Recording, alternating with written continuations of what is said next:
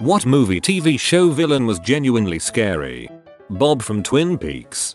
The couch scene. It is happening. It is happening again. Coraline's other mom. She was terrifying as heck. The chick from Gone Girl. She was cold-blooded. Kilgrave was creepy as frick, and I think especially to anyone who has been in an abusive relationship. Tennant was freaking brilliant in that role. So terrifying. Freaking Judge Doom from Who Framed Roger Rabbit was and still is terrifying. And he talked, just like this. Knife Eyes Eddie. Old school Freddy Krueger was always scary. He was an evil child killing and molesting man who became supernatural and could feasibly kill anyone and in any way. And he thought all of this was funny. Welcome to prime time, B. Ramsay Bolton was way too convincing. I can't look at the actor now without feeling uneasy. I first saw him in Misfits. A different character. The child catcher from Chitty Chitty Bang Bang. Lollipops, and they're all free today. The gentleman from Buffy the Vampire Slayer. Can't even shout. Can't even cry. The gentlemen are coming by, looking in windows, knocking on doors. They need to take 7, and they might take yours. Can't call to mom. Can't say a word. You're gonna die screaming, but you won't be heard. Shudder. This one right here. It's such a brilliant episode, but I cannot watch it because it scares the freaking crap out of me. I was at a Buffy DR horrible sing-along a few years ago and the dude who won the costume contest was a perfect replica of one of them. It was absolutely terrifying. Hexxus, sludge monster, from Fern Gully. Dude literally sucks on exhaust pipes while singing about fricked up crap. Then when he's defeated, it's probably one of the most dark fricked up scenes a small child can see in a G-rated movie. Fun fact, Tim Curry voiced Hexxus. That little boy from the Pet Cemetery.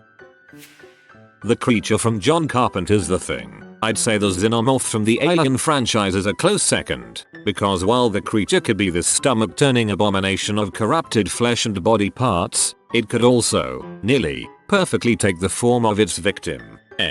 It forced you to distrust everyone around you, even to the point of murdering your friends out of paranoid desperation. A creature that could hide in plain sight, then kills you in a massively horrifying spectacle as it assimilates you.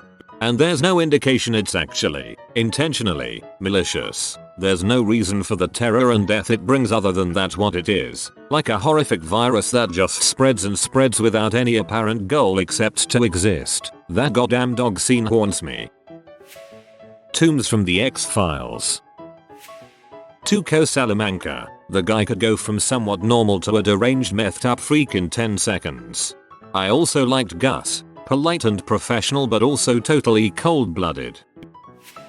Bro, I still see the Return the Slab guy from Courage the Cowardly Dog in my nightmares. That show was a case of bad CGI actually enhancing the intended effect. Before they were ruined, the Borg from Star Trek, The Next Generation were terrifying. For the first time, here was a species that couldn't be bargained with, outwitted or even fought. They seemed almost as omnipotent as Q and were potentially hiding in every shadow. Because they have a hive mind, what one saw, they all saw. What one knew, they all knew. The Borg were an apex predator of deep space with literally nothing to challenge them. It's just a shame that Voyager blew all of its potential and screwed their whole image. Great answer. I'd say the rot began to set in during Star Trek First Contact. It's by far the best Star Trek film ever, but by introducing the Queen they diluted the horror of the Borg a bit. Large Marge. I don't even know if she's a villain. Chaotic neutral maybe. Terrifying. Hans Launder in Inglourious Bastards. Holy crap. Christoph Waltz knocked it out of the park with his acting there. He was scary in the nonchalantless, coupled with the fact that this was likely representative of men in acid in the war. That opening scene is probably my favorite opening scene from any film. The moment when the camera pans below the floorboards and all the tension turns to suspense is just perfect. The Nothing. Anything that has that scary butt Wolf thing working for him has to be scary AF. Him from Powerpuff Girls. The way they made his voice echo and he is always grinning is just haunting. And the way his voice changed from echo white to devilish. Shudders. My brother was always scared of Angelica from the Rugrats growing up. When you're a little kid, having a bully for an older sister is a legit nightmare. Kingpin. He was so freaking powerful, Matt was like, this dude has to die. Vern Schillinger from Oz, played by J.K. Simmons. He was a real racist and evil person. Cullen Crisp from Kindergarten Cop, a children's movie where the villain is the kid's dad who kidnaps him. A little too real. Anton Chigurh. Imagine this relentless and remorseless killer coming after you. And that haircut. Golden Face. Threat level midnight. He kidnapped a bunch of people and shot one of them at point blank range just to make a point.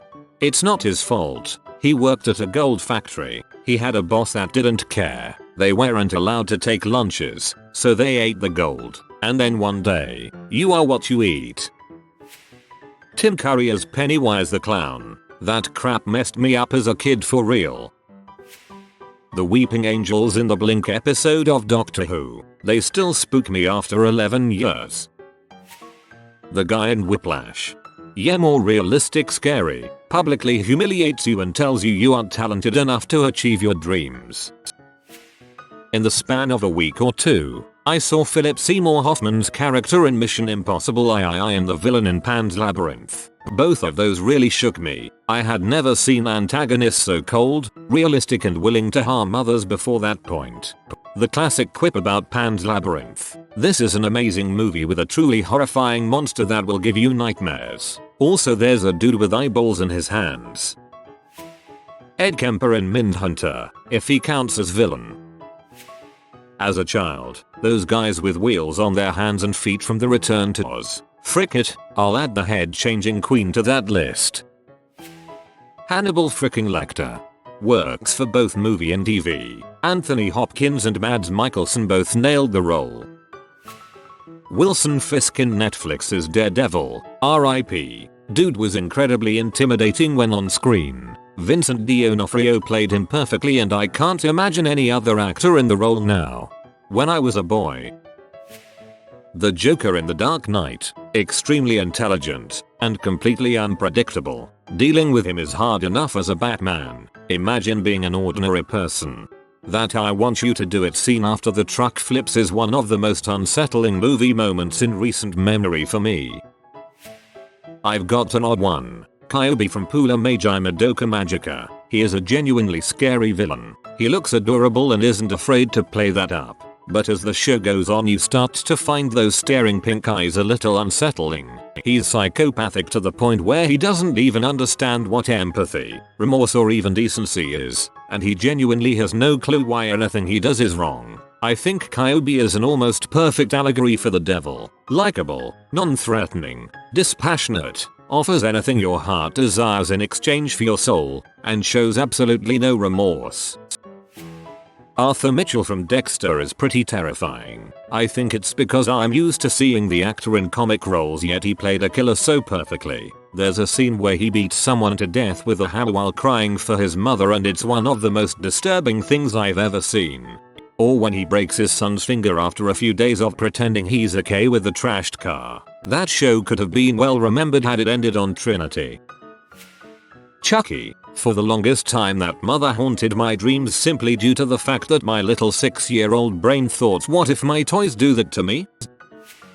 Mr. C from the Twin Peaks revival. Ice cold and twisted. Kyle MacLachlan is a talented bastard. Honestly, the Ju-on from The Grudge, the US remake. It's dumb, because intellectually I know that film isn't good or that scary, but for some reason, that film really got in my head. I watched it at 2 in the afternoon on the hottest, sunniest day of the year back in about 2006. Broad daylight. I didn't sleep for 3 days. For a week, I didn't go into any room that wasn't fully illuminated. For a full decade, it was known as the film that shall not be named because whenever it did get mentioned, I'd go from I love the dark is my friend. Which is basically my motto thanks to 25 years of having more days with migraines than without, to crap, can't sleep, can't let the light be off. I think the reason for it is that at the end of the movie, you think the ghost is beaten. Then she's stood there with the ghost back to back with her, and my brain just translated it as you cannot beat this thing, and that seeded it in my head. I was a mythology buff as a kid and everything else I was ever scared of: traditional ghosts, vampires, werewolves, fae, proper fae, not the Tinkerbell kind. The kind that gave us phrases like stabbing and shooting pain. I knew the traditional weaknesses of, but that thing, I had nothing on, so it freaked me out. William Lewis from SVU. He makes me physically uncomfortable. Dennis Hopper in Blue Velvet.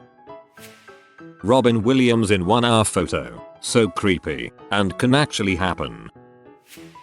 Xavier Bardem's character in No Country for Old Men. Can't remember the character's name at the moment, but holy crap, talk about pure evil.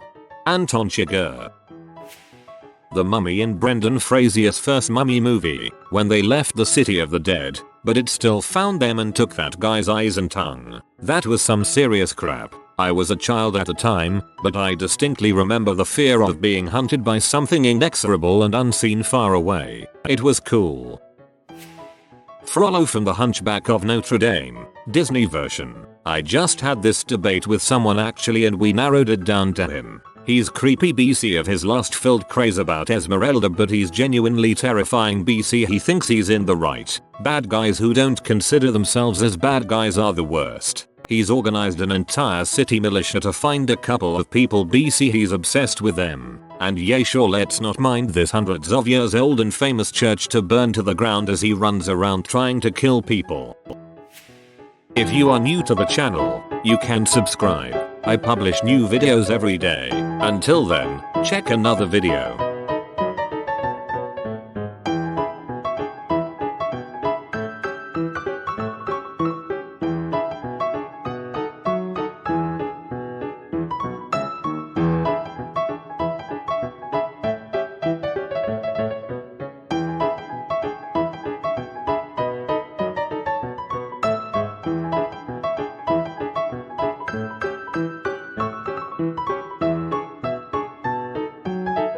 Bye for now.